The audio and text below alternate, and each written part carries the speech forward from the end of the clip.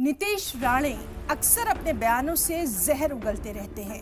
वो अक्सर एक समाज को टारगेट करके देखते हैं, कभी मस्जिदों में घुसकर मारने की बात करते हैं तो कभी हिंसा से भरे बयान देते हैं। महाराष्ट्र की देवेंद्र फडणवीस सरकार में बीजेपी मंत्री ने एक बार फिर एक बयान दिया। राणे ने कहा कि गोल टोपी पहनने वाले उन्हें वोट नहीं देते, वो हरे सांप है।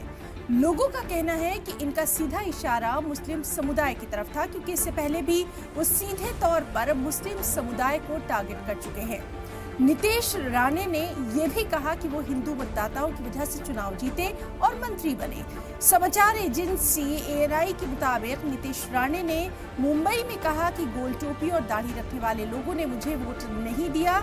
मैं हिंदुओं के वोट से विधायक बना। अगर मैं हिंदुओं का समर्थन नहीं करूंगा तो क्या उर्दू बोलने वालों का समर्थन करूंगा?